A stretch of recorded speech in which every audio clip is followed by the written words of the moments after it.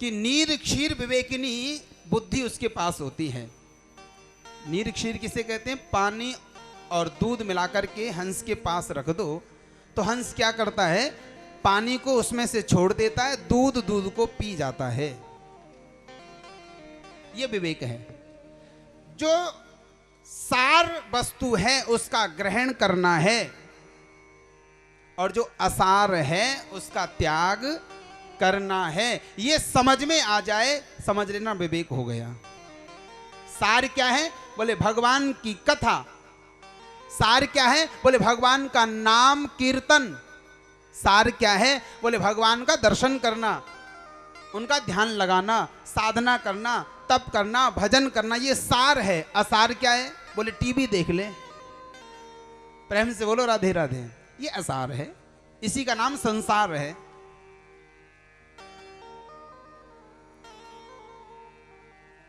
इसलिए शंकराचार्य जी ने वाक्य लिखा है, असारो ग्राही जनार्दन। जो व्यक्ति असार को प्राप्त करने के लिए सार परमात्मा का त्याग कर देता है, वो क्या करता है? बोले वो तो ऐसा कर रहा है, कामधेनु गाय का त्याग कर दिया और बकरी का दोहन कर रहा है। स्पष्ट लिखा है, कामधेनु गाय का त्याग करके जीव क्या करता है? बोले बकरी का दोहन कर रहा है। बस वही हम सब कर रहे हैं।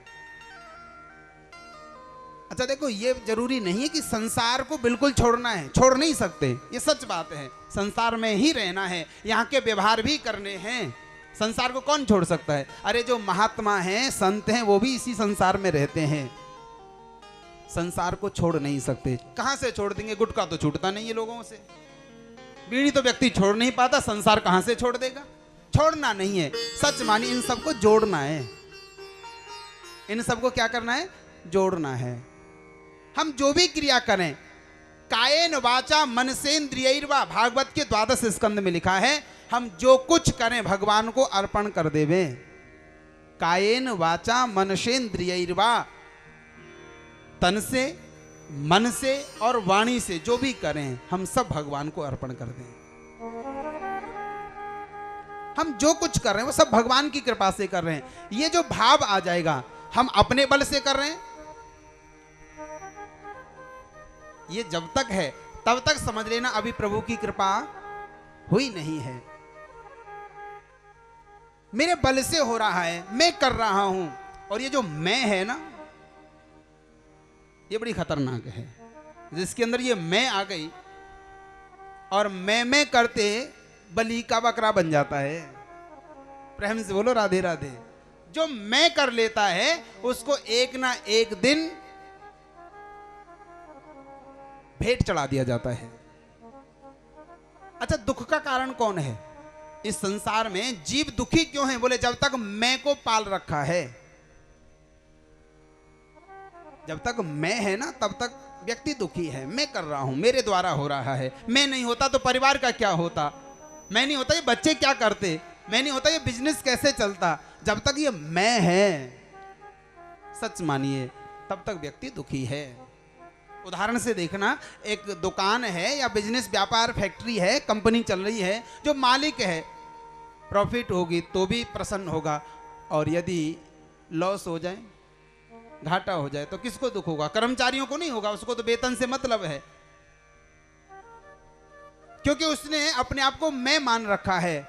सेवादार जो है, नौकर जो है, बस महीने में तनख्वाह लेनी है और काम करना है और अपने घर जाना है। नुकसान हो तो मालिक का है, और कुछ ज्यादा इनकम हो जाए, आमदनी हो जाए तो मालिक का है। बस यही संसार में करना है। हम सबको मालिक नहीं बनना है, हम सबको सेवक बनना है। और मालिक किसको बनाना है? परमात्मा को बनाना है। जीवन में जब हानि लाभ, जीवन मरण, यश अपजस, विधि हाथ, जो कुछ है वो सब परमात्मा का है। जो कुछ होगा वो भगवान के द्वारा होगा, हम कुछ करने वाले नहीं हैं। लेकिन ये भाव आना बड़ा कठिन है। हम सब बोल तो देते, तेरा तुझको अर्पण क्या लागे मेरा। बोलना सरल है, लेकिन बैंक बैलेंस सब मेरा। बस यही दुख है। जब तक ये मैं है, वृंदावन की घटना है, एक संत नए नए संत बने थे, एक आश्रम में रह रहे थे। वहां तो सेवा बांट दी जाती है कि आपको भंडारी की सेवा संभालनी है, आपको ठाकुर जी की सेवा संभालनी है, आपको सफाई की सेवा संभालनी है, सेवा बांट दी जाती है। नए नए संत बने थे, बड़े घर से आए थे और महंत जी ने उससे कहा कि तुम सब्जी अमनिया कर दिया करो। अमनिया समझते हैं? काटना। संतों की भाषा में काटना अच्छा नहीं माना जाता है, इसलिए अमनिया बोलते हैं। महंत जी ने कहा कि आप अमनिया कर दो सब्जी को। संत ने कहा, जो नए नए संत बने थे, वो कहने लगे आप हमको जानते नहीं हैं, आप हमको जानते नहीं हैं, हम कोई साधारण व्यक्ति नहीं है, हम तो करोड़ों की संपत्ति में ठोकर मार करके संत बने हैं, हम तो करोड़ों की संपत्ति में ठोकर मार करके संत बने हैं। जब ये सुना महंत जी ने, तो महंत जी ने कहा महात्मा बुरा मत मानना, सच बात तो यह है कि अभी ठोकर लगी ही नहीं है। क्यों? बोले यदि ठोकर लगी होती तो वो संपत्ति याद नहीं आती। याद आ रही है, इसका मतलब अभी ठोकर अच्छी तरह से लगी नहीं है। जब तक हम कर रहे हैं, मैं कर रहा हूं, समझ लेना, तब तक जीव दुखी होता है। तो बिनु सत्संग विवेक न होई, लेकिन राम कृपा बिनु सुलभ न सोई। सत्संग भी बिना भगवान की कृपा से मिल नहीं सकता है। यहां आकर के बैठे हो, यह भगवान की विशेष कृपा है। अच्छा, यह भी कहा गया कि कब तक करें सत्संग? बोले आलयम। आलयम मतलब मोक्ष पर्यंतम।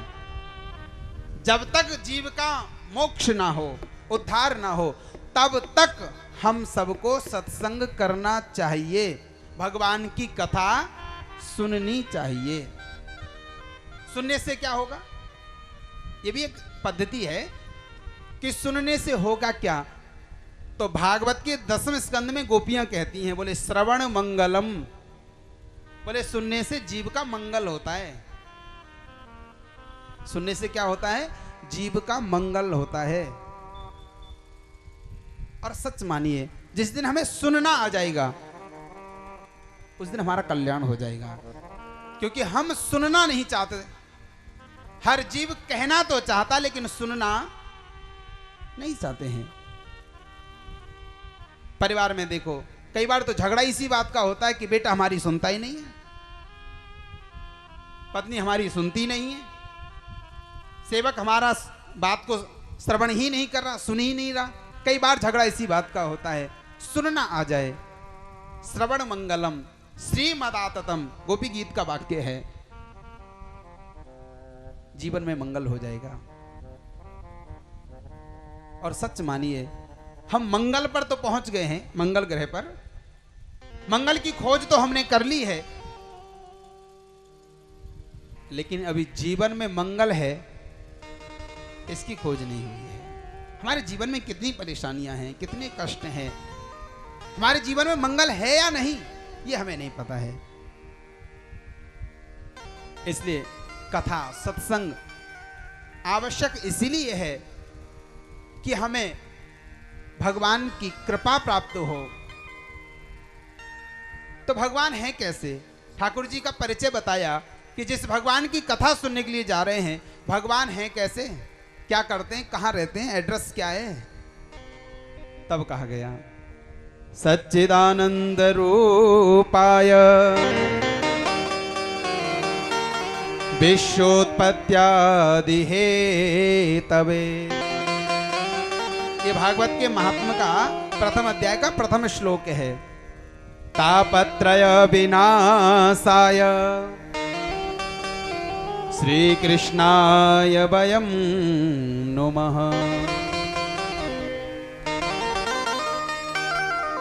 यह भगवान का सबसे पहले स्वरूप बताया। रूप स्वरूप क्या है? बोले सच्चिदानंद रूपाय। भगवान है सत्य रूप। अच्छा, भगवान का रूप जानना है तो सबसे पहले क्या करना पड़ेगा? बोले सत्य बोलना पड़ेगा। क्या करना है? सत्य बोलना है। सच्चिदानंद रूपाय, सत घन चित घन आनंद घन सच्चिदानंद। क्या करना है?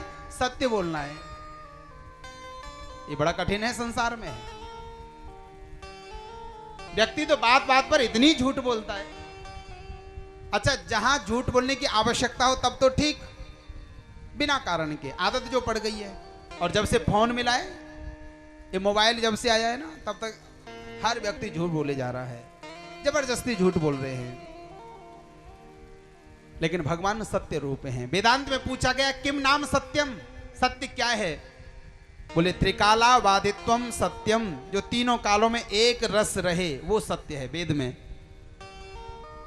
जो वर्तमान में है, भूत में था और भविष्य में रहेगा वो सत्य है। ऐसा नहीं कुछ दिन पहले नहीं था, बीच में रहा और आगे भी न रहे, वो सत्य नहीं है, वो असत्य है।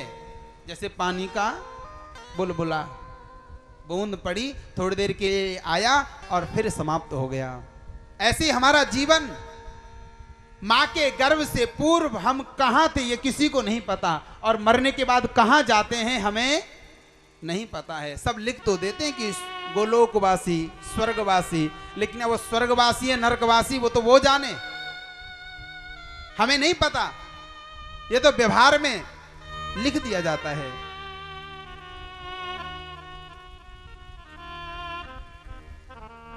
ये शरीर भी सत्य नहीं है। लेकिन हां, ये बात जरूर है, शरीर भले सत्य ना हो, असत्य हो, लेकिन इसी शरीर से हम सत्य रूप परमात्मा की प्राप्ति कर सकते हैं। ये विशेष बात है। भले शरीर नाशवान है, हम सब कहते हैं, ग्रंथ भी कहते हैं, क्षितिजल पावक गगन समीरा, पंच रचित यह अधम शरीरा। ये अधम शरीर है, नाशवान शरीर है, लेकिन फिर भी इसकी एक विशेषता यह है कि हम इस असत शरीर से सत्य की प्राप्ति कर सकते हैं, परमात्मा की प्राप्ति कर सकते हैं। क्योंकि शरीर माध्यम खलु धर्म साधनम, ये शरीर ही है, इससे जो भगवान की प्राप्ति की जा सकती है। और किसी शरीर की विशेषता नहीं है, केवल मानव शरीर की ही विशेषता है। अगर भगवान की प्राप्ति करनी है, भजन करना है, सत्संग करना है, ध्यान लगाना है, तो इसी मानव शरीर में हो सकता है। अन्य देह में यह कार्य हो ही नहीं सकता। अब किसी गधे को कहा जाए कि ध्यान लगाओ, लगा पाएगा? लगा ही नहीं सकता है, क्योंकि उसकी ऐसी सामर्थ्य नहीं है। लेकिन मेरे भाई बहन, इस मानव शरीर को प्राप्त करके भी हम लोग सारे काम करते हैं, केवल भजन ही नहीं करते हैं। बहुत कम लोग हैं जो भजन करते हैं। संसार के सारे काम करते हैं हम। करिष्यामि करिष्यामि करिष्यामि इति चिंतये और मरिष्यामि मरिष्यामि इति विस्मृतम। सारे काम करते हैं हम, और बड़ी याद कर करके हम सारे कार्य करते हैं, लेकिन भगवान का स्मरण नहीं कर पाते हैं। और जो भगवान का स्मरण नहीं कर पाते, कवि ने लिखा है, बाल बिगड़ जात जैसे तेल फुलेले लगाए से।